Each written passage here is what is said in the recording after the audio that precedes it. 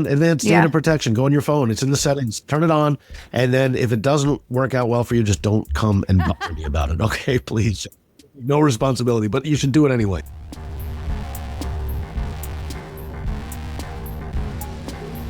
Hello, welcome to Security, Cryptography, whatever. I'm Deirdre. I'm David.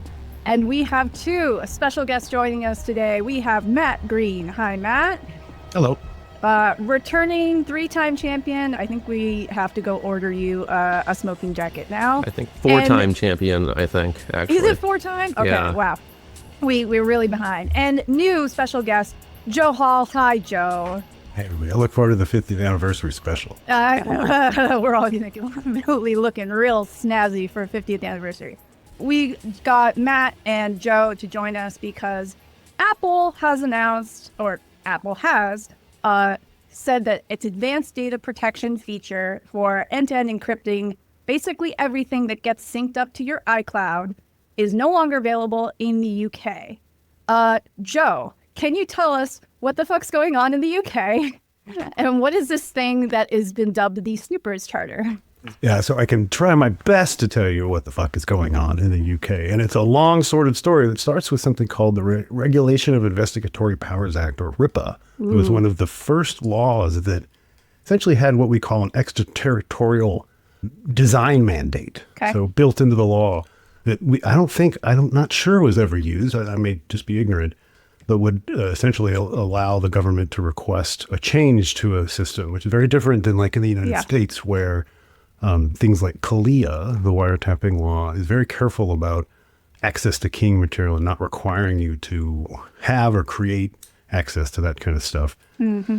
But that was updated because of modern times and technology in 2016 with what's called the Investigatory Powers Act, the IPA, which was updated last year. Again, the Investigatory Powers Amendments Act. All these things in some form are referred to as the Snoopers Charter. Got it. And the point being that there is a whole bunch of stuff that they allow, one of which are a series of secret notices to telecommunications providers and other kind of platform providers that can require them to do certain things to their systems. And in this case, we have no clue what this says, but leaks seem to indicate that they required access to ADP for global Apple iCloud users or something like that.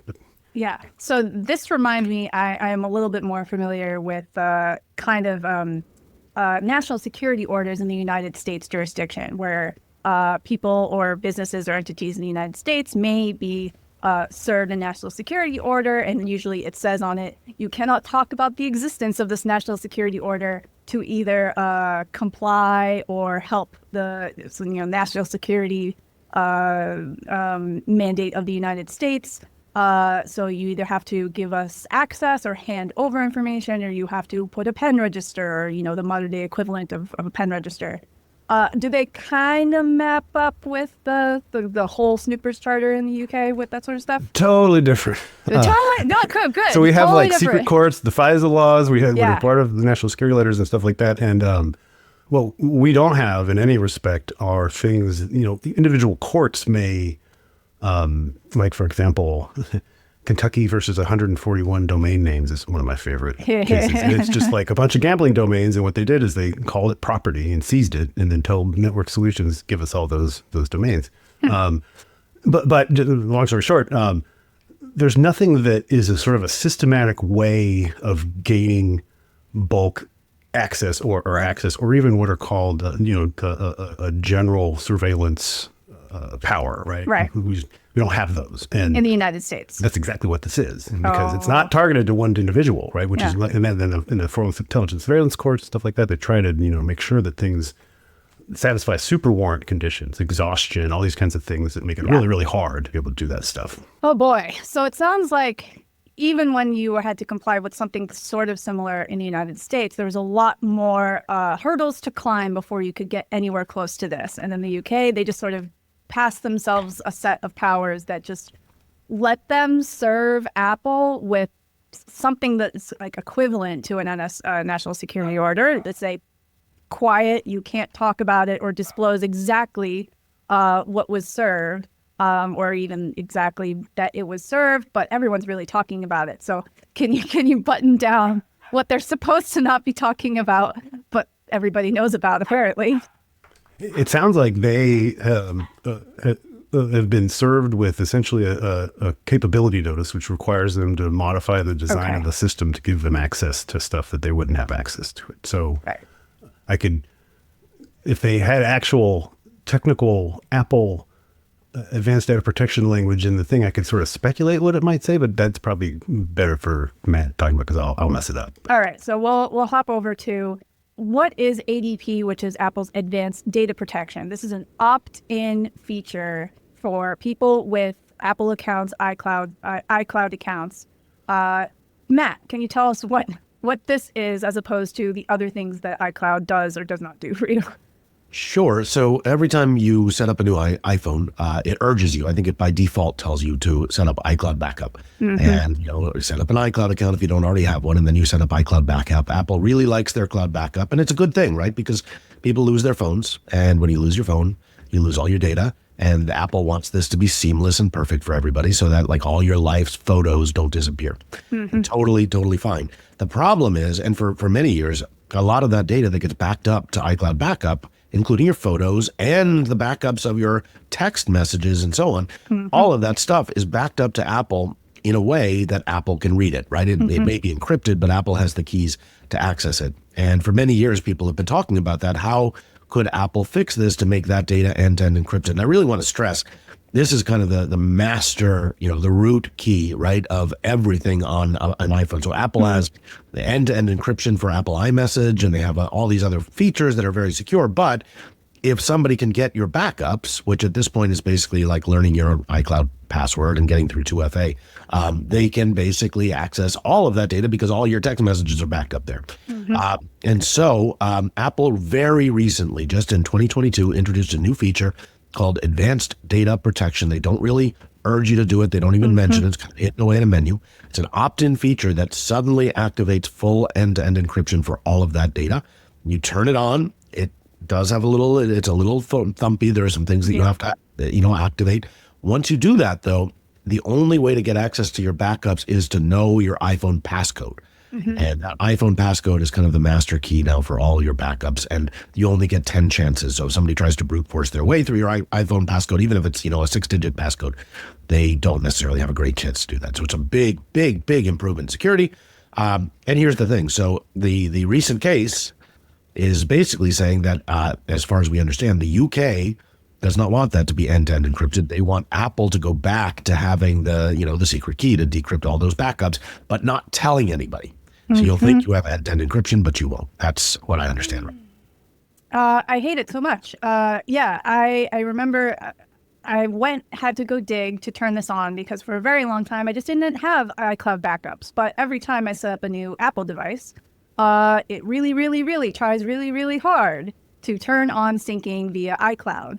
And I basically turned it on because I don't want to accidentally be syncing something that I just, by not paying attention very well, or by clicking through some install thing that's like, hey, make sure you want to back up your Flighty information, because Flighty is the best flight tracking app in the world, and it's only on iOS and Mac OS, but it uses iCloud syncing. So I turned it on too, and yes, it's a little bit clunky, and it's definitely not on by default, unlike other end-to-end encrypted backups or other systems. Yeah, it's unfortunate that this is not on by default. Matt, can you tell us why it might not be on by default? So there's a really long history here, and there's a lot of conspiracy theories. I can tell you that Apple first rolled out the technology. They need to do this. They rolled out something called iCloud Key Vault back in 2013. I'm amazed. It's 2013. I can't even believe that. I'm actually wondering if that's correct. It's so long ago. They rolled out the technology to store those keys on these hardware security modules so that only even Apple won't be able to access the keys without your passcode. That's how they built it. And they then activated it so it would only protect your passcodes and your iCloud keychain stuff, maybe your web browsing history. I think they added that, but they never added full backups or photos or any of that. Years and years go by. We have some anonymous reporting from Reuters that I don't remember the date, but like 5 years ago, saying basically the FBI forced Apple or pressured Apple not to allow end-to-end encrypted backup. So that's one reason we don't have it. And then there's, that is probably a very strong part of the reason. There's been a lot of government pressure on Apple not to activate this feature. But the other, the other possibility, and really is true, these two things are going to be true at once, is that end-to-end encryption is a little bit riskier, right? If you lose your passcode and you lose your phone, you're in big trouble, right? You'll lose all your data. Now, this doesn't happen to most people, but Apple has like 1 billion devices out there. So when you have something that's a very rare occurrence, you multiply it by 1 billion, that's a lot of very sad people who lose their entire digital life because of this stuff. And it's very, very problematic. And Apple has tried to come up with some solutions. Now you can set up a recovery contact. So you can nominate your friend or something so that if you lose your phone and you forget your passcode, they can save you. And you can write down backup codes. And it's a work in progress. So there are some legitimate UX reasons for this. But, at the end of the day, this is something that should have been available even as an opt-in many years ago. Yeah. I know that if you are using the Google flavored version of Android, these things are kind of all tied in with your Google account rather than tied in with your devices. And I think that's kind of where the rubber meets the road and why it's harder for Apple to really offer full end-to-end, because they're pinning the root of trust to your devices, which makes sense. They own all their devices and they have keys burned into every single Apple device, and they can kind of do that. But Google basically is we can do end-to-end encrypted backups, and the recovery route is all via your Google account recovery. And it's a little bit easier for them to do it that way. They can't just brute force it as easily, but if you lose all of your Android devices, there is still a theoretical possibility of getting into your account and getting the backups out. I mention that because if you use those especially those Pixel devices, this is on by default. You don't have to go through this kind of, bumpy enroll flow and be reminded that it exists. It is on by default when you enroll new devices with your Google accounts.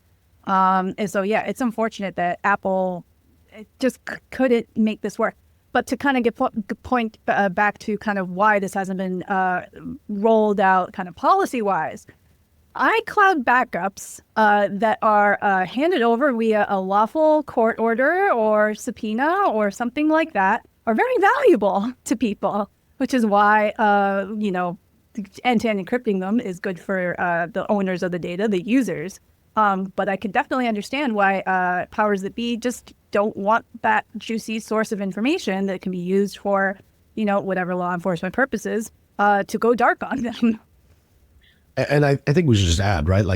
We're not talking about, your iCloud backups are super valuable. And, you might think that some kind of Tom Cruise hanging from the ceiling, Mission Impossible kind of adversary is what you have to worry about here.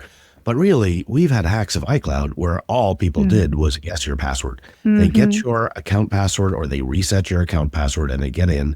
And if you don't have end-to-end encryption, that data is there. Two-factor authentication, multi-factor authentication helps. But even that is vulnerable to things like SIM swapping, and you're not safe. This is really a bad place to be. Yeah, I set up ADP yesterday, being inspired by Matt's tweet explaining where it was in the settings. And I don't know, it might have been possible to skip the recovery contact, but it really pushes you towards that. And so I just set that up with a family member, figured it was a good thing to do. But I also had to go through, and I have my Apple account connected to a couple of Windows machines, and I had to go and update the iCloud software on all of those machines, by which I mean actually install it instead of just having Apple Music installed. I assume because they're wanting to shove some key encrypting key in a Windows TPM. I have to venture a guess that it only works on Windows 11 too, but I don't know for sure. Yeah. Joe, so we already talked about the Snoopers charter. How are they able to get away with the argument that you must give us access for any, not just UK residents, not just UK persons, not just UK Apple accounts or iCloud accounts, but basically anyone that can be accessed from the UK, aka the whole internet, aka the whole world. I don't know. I would love to see their argument. Like, I don't know how many pages.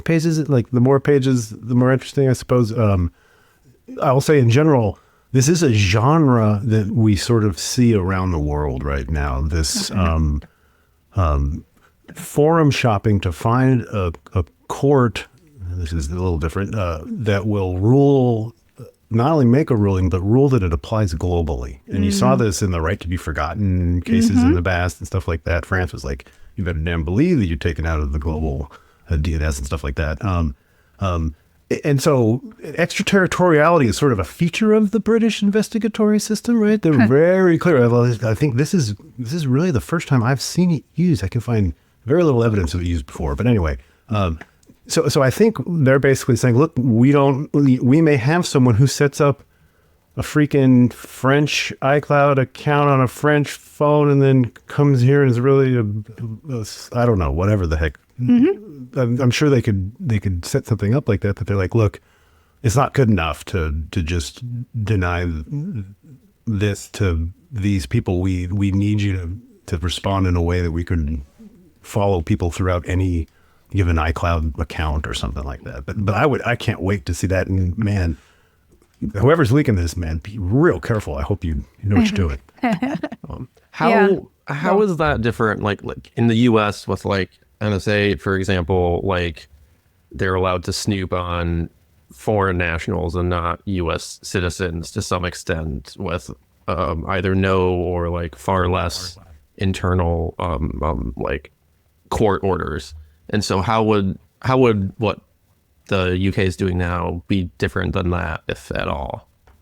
Yeah, so in the U.S., right, non-U.S. persons and things on foreign soil just enjoy very few protections, right? And like the border's the classic one where, even the things that you think of as like due process and stuff just sort of fall apart, right? And that's why they can plug something into your that's why you got to learn how to power wash Chromebooks if you're traveling, across hostile lines in the U.S. is one of them.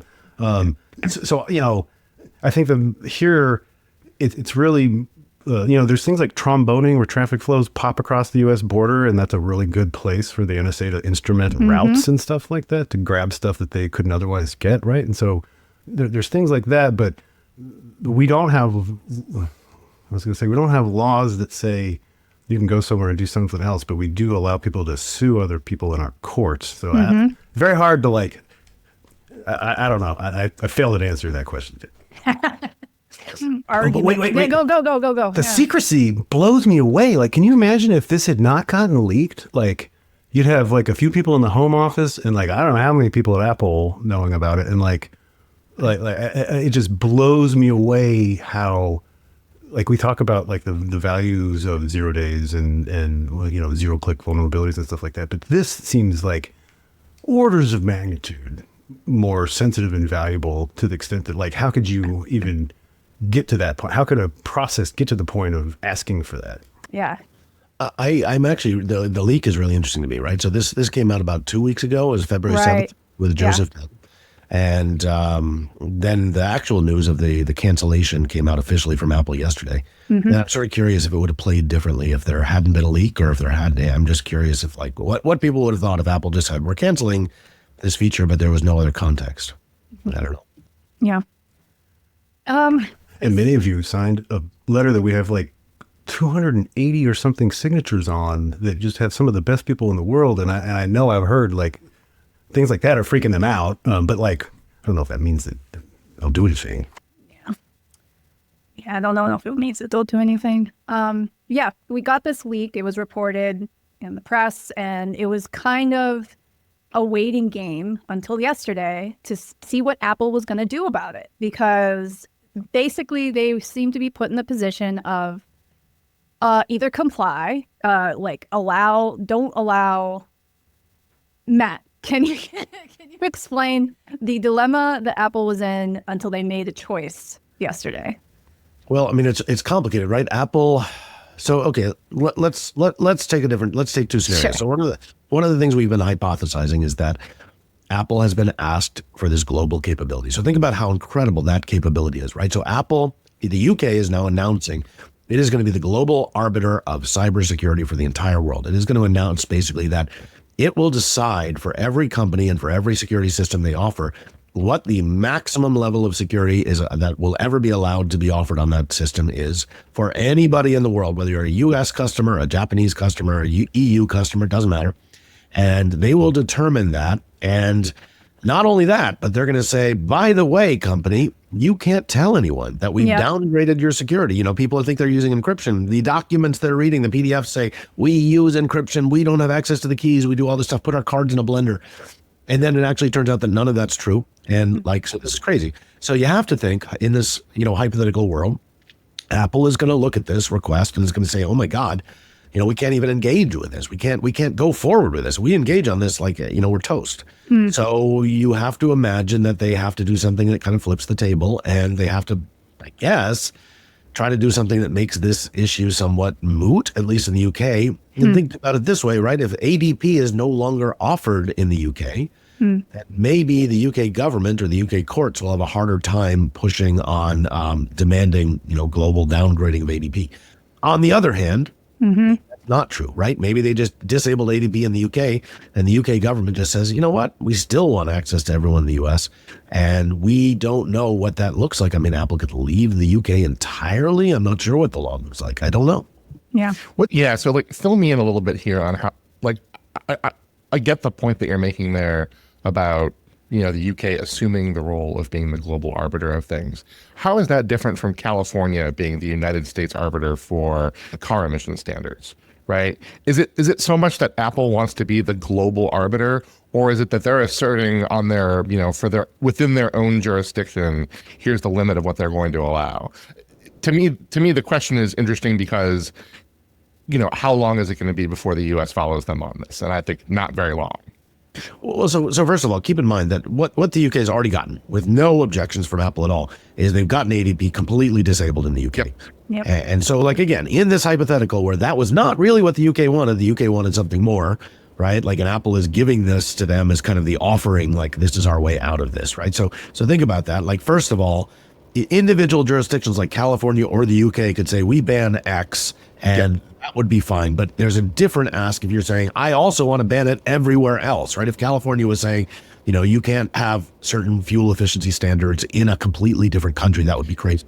And you're saying that because, in theory, the UK's demand here could be that if there's a legitimate, according to the UK court's investigation, that involves a US person on US soil with only US, territoriality, right, that the UK has the right to demand that information from Apple, which seems whack, right? It seems like just as a matter of law, that seems whack. Right. This is the problem. So the Apple filings from 2024 say this. They say these laws can be interpreted as allowing the UK to request, changes in security for UK customers. And to me, that reads like a lawyer, a very, very staid lawyer, jumping up and down with their hair on fire, saying this. You don't write this stuff down if it's not for real. So that's a possibility they recognize. And to me, that's them saying, look, we're actually being asked to do this. But again, it's a hypothetical. So and do you see giving up ADP as a concession that Apple, this is Apple's trying to placate the UK? Or do you see it as, Apple's not in a position to give them what they want with regards to ADP, that the only way they can move forward at all is to disable ADP just because of the end-to-end properties of how ADP works, right? And for them to subvert ADP in the way that the UK would demand here, they'd probably need to do hardware modifications given the sophistication of the reverse engineering community on iOS. Yeah, it would be, I don't think there's any way that they could do this secretly and not get caught in a way that would completely damage them. So I think secretly doing this the way the UK is asking is just out of the question. And so what do? You could disable the ADP for the entire world and just announce it, or you could disable it for the UK, or you could pull out of the entire UK as a company and just have no phones sold there at all. All of these options are bad. And right now, disabling ADP for the UK seems like the least bad one, but it doesn't mean that's the last one we're going to see. And it gets worse, right? The Amendments Act last year now requires companies to notify the government before you make a security upgrade, before you put a new feature into your thing, and they can tell you to not do it. And not only that, one of the things that I think is probably at play here, when they issue you one of these notices to modify your system in some way, while you appeal it, you cannot not do what it says. So like, it is the worst. And like that, I'm not even talking about bulk equipment interference, which is hacking flows at scale, and like bulk data. I mean, there's other things that we're not even talking about that are just a horrific zoo of shittiness that is built into the UK. UK is a surveillance state. I mean, not that we aren't, but I mean, times 10. Oh my God, I hate that. So like you could basically be like, I'm adding support for WebAuthn for FIDO2 authentication, and you basically have or default E2E to Facebook Messenger in 20 whenever that was, right? Yeah, they could have blocked that from barely like a year ago or whatever. You basically have to like get approval from the UK, even though like Meta is incorporated in California and Apple is incorporated in California. I hate it so much. So there is a possibility. I mean, one possibility is we could have a set of laws in the U.S. that say, like, actually, you can't downgrade your security secretly for, okay, you can't do these things. If we had those laws, then, well, there'd be a big conflict, right? Because you'd have like two different jurisdictions, and like a company like Apple would then have to, they couldn't just do it quietly. They'd have to figure out a way. And so that would be an interesting solution, although unfortunately I'm not sure that our government is in any mood to be passing laws right now, so we'll see. Yep. I'm having a little bit of trouble here in that Apple already operates and gets significant revenue from a bunch of jurisdictions that have even less. I mean, I've said for a long time, and I think, Matt, you probably agree with me, that the UK's kind of, intelligence community and signals intelligence in particular is among the most unhinged in the Western world. Like GCHQ and all that, there's like, it's anything that people have ever said about NSA, multiply it by 5 for GCHQ. In fact, a lot of the worst of what happens in NSA operations is actually really done by GCHQ. But like Apple operates in China, right? Like Apple cares probably more about, operating in Chinese markets than they do in the UK, just given the economic impact of it. But China wants everything. China has not, as far as I understand, I have to double check this. As far as I understand, what China has asked for is for Apple to move its hardware into Chinese data centers. But as far as Apple is saying, and I do believe them at this point, because they've been pretty credible, they are saying that they offer end-to-end encryption, that Apple, they've not disabled their end-to-end encrypted products, that the ADP, I think, is even available in China, not in the UK anymore. And so you think about this, when the UK is asking for more than China, first of all, that's very bad. And then second of all, the really scary thing is if they give in to the UK, I mean, of course China's going to ask for it, right? Like you cannot possibly give in to the UK and then not give exactly the same thing to every other jurisdiction, especially China, because like, you're dead. You're just done. It's over. Like that's kind of, we've kind of discussed the rock and the hard place that Apple has put in and the choice they made. And it's unfortunate, not just for Apple and its users, but because, well, one, in the Apple's users via the UK, they don't even have to be in the UK, of course. But there are users all over the world because, like, if you will not kowtow, but like you had to make a choice, and this was the choice you made per the UK, and like all these other countries have asks, and they tend to rank lower in terms of, I don't know, human rights or pushiness, not even human rights, just pushiness, than say some of these countries in the G7. Yeah, there seems to be a non-trivial fallout all over the world for Apple, but not just Apple, for any technology company that operates worldwide, which is basically any of them that operate via the internet. That offers anything similar to this sort of end-to-end protection that theoretically, if it's done correctly and honestly and well, would not give access to the service provider, Apple's iCloud or whatever else. What? So I have a crazy theory. Salt Typhoon. That. The fact that we have like the FBI and others saying, please don't use your phones as phones. Please use encrypted E2E things over the top of your phones to talk to people. I wonder if this is like seeing the window of opportunity for using these kinds of things to make sort of big systematic changes is shrinking. And so they're sort of seeing the writing on the wall, even with their own Five Eyes partners. And I think even within the US, there's probably some dissonance, but it makes me wonder, was there a flurry of TCNs, and this is the one that leaked? And who would the others be? But, that's probably just exercising conspiracy bone in my body. My theory is that, forget about TCNs. I don't know anything about TCNs, but like my general impression from watching this encryption debate over the last 10 years is first it was device encryption, like built-in device encryption, like encrypting your storage. And there was a huge amount of pushback on that. You remember Apple versus FBI, like we saw this all happen. And I've noticed that case has kind of gone away. People no longer ask for you to disable that because they've kind of recognized like you can't have unencrypted devices. So they just moved on from that debate. Plus everyone's devices are encrypted. And then the next thing was... And we also got really good at owning people's devices, right? Like some people make a lot of money out of bypassing the need for that legal question. True. And actually, let's come back to that in a second because I think that's interesting. But okay. But then we saw end-to-end encrypted messaging, right? We had people saying that needs to have backdoors. And we even saw the CSAM scanning debate in 2021. And I've kind of noticed, except for content scanning, like that debate, the actual we need warrants in your encrypted messaging has kind of pulled back a little bit. And now, and I think the reason is like it's become so ubiquitous and people recommend it even at the FBI. So what's happening now is you look at the thing that isn't fully deployed. I think ADP is probably below 2%. Anywhere, right? Like actual numbers of people turning on ADP is like 1 point whatever. It's like, pets stepping on your phone could probably, give you higher numbers of ADP than actually deliberately turning it on. And because of that, it's vulnerable right now in a way that the other technologies are not. Yes. But once ADP type technologies become ubiquitous, then I don't know, we'll move on to the next thing that we have to attack. So we'll see. But coming back to what David said, right? Like the actual question is why, if we have this amazing, Pegasus style compromise your phone technology, why does the UK want this so bad? I guess that's an interesting question. I'll give a wager that the 0-day market, the service-based, like I go to my favorite company in Israel or somewhere else, and they give me a contract for a deployable exploit such as Pegasus. Yes. Probably not an Israeli company. Or not anymore.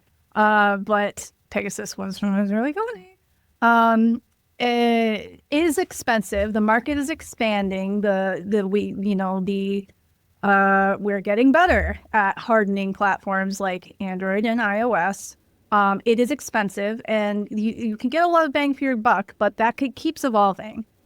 iCloud, if you can get a warrant or a national security order, the name, I forget the name already, from the UK, that's real easy. Like that, if it's open, you just fulfill your order. Yeah, it's a super interesting question, right? Because they've created an international incident. They've picked a huge fight with one of the most important companies in technology. But like the expense of breaking into a phone can't be it, right? Like even at current rates where you're talking about like full chain for modern iOS costing, low 7 figures, right? That's a rounding error, right? That's like, the cost of health insurance for the human people that would do that work otherwise is orders of magnitude higher than that. So it doesn't seem like expense could be the reason. It seems to me that there should be a real reason for this. There's got to be a kind of a retrospective case, right? Like let's say you have a bad guy and they have a phone, and then they take that phone offline, you're toast, right? Like your online attacks are not going to work against that phone. But any backups they made are still going to be there. So there's a difference, at least in that sense.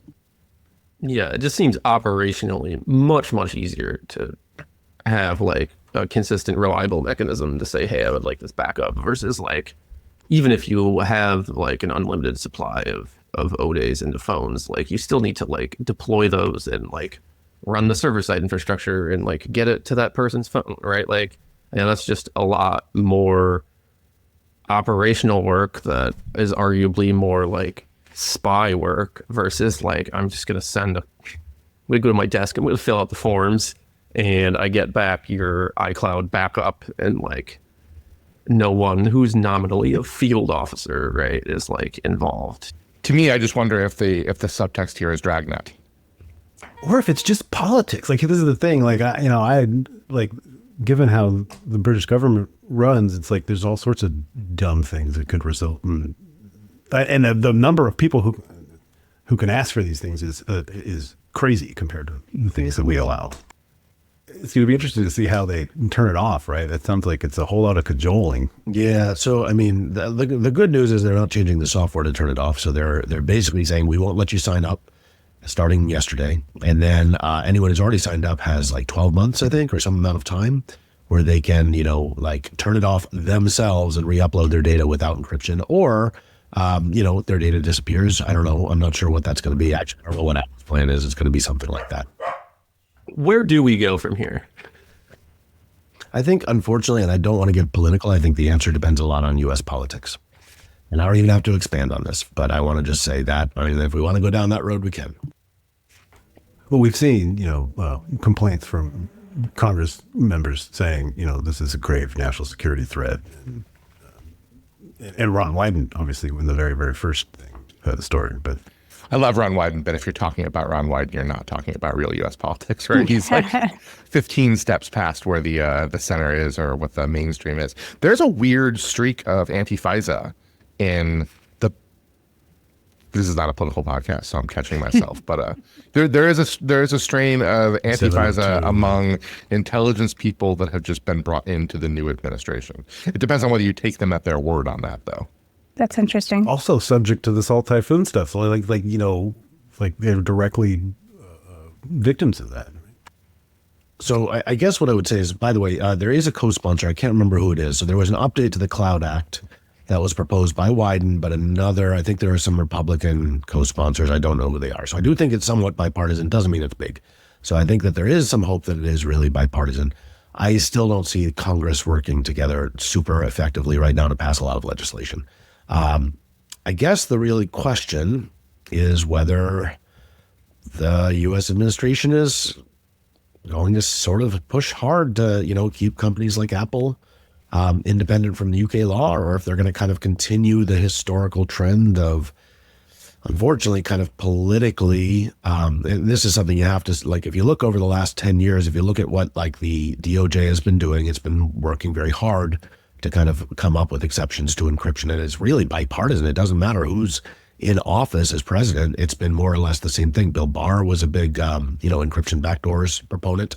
And during, Obama and also during Biden, we had the same kind of policy. And so the question is, will we have the same kind of continuance of that in the current administration? We'll see. Can we be in a stable equilibrium right now where just going forward, UK users just don't get that feature? And then we just stay like that for the next 10 years? Maybe. Something else you'll see, I think, is folks trying to adhere to the Amendments Act and saying, hey, we want to introduce end-to-end encryption in Slack. All right, give me a break. And they might just say no. And then I think then you may actually see folks rolling out things without including the UK in their offerings. And you'll have to sort of intuit that either they made a decision to not do that or they were told not until we find a version of that meets our own whatever.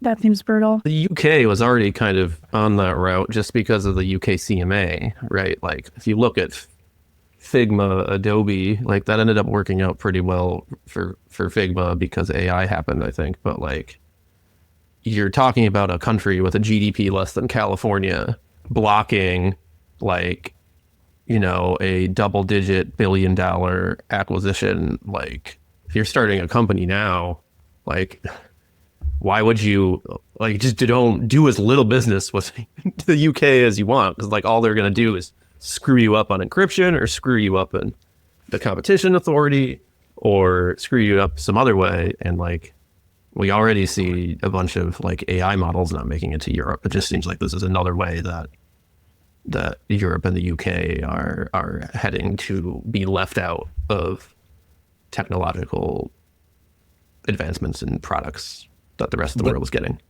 But at least the EU's regulations make a little bit of sense, right? Like I can kind of see why they're doing this, and whereas the UK just seems bonkers. There's really cool opportunities here for natural experiments in economics and econometrics. We wrote this 80-page paper, very long, on the Australian system, right, which includes technical assistance requests, technical assistance notices, and technical capability notices. Anyway, if you need to put yourself to sleep, you're welcome to read it. But the whole point of it was to try and figure out, has this meant that there's been a ton of flight of businesses from the Australian market. And Yeah. long story short, don't have the baseline data to measure that yet, but the stuff that we're seeing here, I think, is a really good opportunity to actually sort of see the market voting in some way and, controlling for tons of variables and making some conclusions that I don't understand. If you're a UK user, really unhappy with the new UK policy, and for all we know, like the median UK person doesn't care at all, right? But like if you're really unhappy with it, if you're a market actor that's going to respond to this, right? What do? What's your next step here? You lobby. I don't know if you're going to be very successful. Just from like an adoption perspective, like what technology you choose, like what programs you install. Is there a set of like recommendations that we have for? Don't use iPhones and iCloud backup as number one, because unfortunately iCloud backup can't be unbundled from its encryption provider, which I think is a mistake on Apple's part. If they had, if they let you use any backup provider you wanted, then maybe this wouldn't be such an issue. Or you could re-register your iPhone as a US iPhone. I'm not sure if that's even possible. But yeah, don't use iPhones. Yikes. We can not use iCloud. Yes, you can not use iCloud. You can back up to your laptop and then hope you don't lose your laptop. Yeah, it's what I do because I'm terrified of iCloud. But yeah, it's an option. Yeah, that will be the option. So I do have one last topic, and the last topic would be, is it about how ADP and device protection uses XTS on a per file basis? Oh no, we can talk no, about that. We can. I do have another topic, but if you want to talk about like the nuts and bolts of the crappiness of that encryption, yes, let's do it. That's all I've got. Is they're using XTS. Look. Well, that's better. They're using convergent encryption, right? Like the idea is that every file encrypts to its using hash. Yeah, which is not great. I'm curious. I would love to know if that's actually a big vulnerability. How many people have a lot of shared files that really leak stuff? But whatever. I think that's not a huge deal. I think it's a crummy legacy decision they made, but whatever. But actually, the thing I wanted to talk about is what do we do if we are about to be in a world where all of a sudden we can't trust these big device manufacturers to deploy encryption for us, and we're headed back to the CryptoCat and PGP. Quiet. Yeah, I was going to say, I swear to God, if you recommend that we buy one of those Android privacy forks, I'm going to go jump out a window. This Pine phones. This may be the way we're going, right? Imagine that, Signal gets pulled out of the app stores. And imagine that, iMessage is no longer encrypted. Imagine that all this end-to-end stuff goes away because of these stupid laws. We're heading back to the cypherpunk future, and it's not a great future. No, it's very hard to resource. As someone who has a foundation, right, as part of the Internet Society where we're, holy crap, trying to fund the production of software products is really rough. Yeah.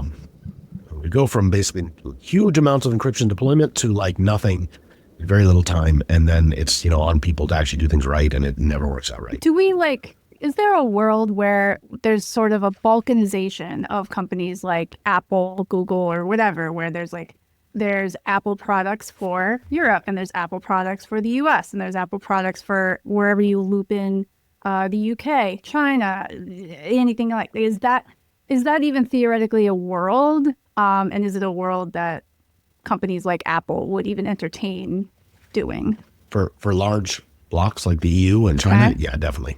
What does the UK count as? I know they're not. I would love to hear use that who spend time in product teams. I've always heard people say, "Well, we can't make two products," and I guess this is the case where you're making two products. Yeah. Well, in fairness, they're making a product that has some switches on it, right? Yeah, it's easy enough. Well, it really depends if there's operating constraints and interoperability constraints between these sort of Balkans. Yeah, I don't know. Apple's interesting because they've made really opinionated choices about their cryptography and their deployments and their devices to support those things so that they can be compliant with US cryptography. And they're all FIPS. They want to be usable by people who care about FIPS. Not everything that they deploy is FIPS, but all the choices that they make, so I don't know. I really don't know. But that doesn't sound like a very good world either. On the other side of that, should we all race to deploy end-to-end backups on by default, ASAP?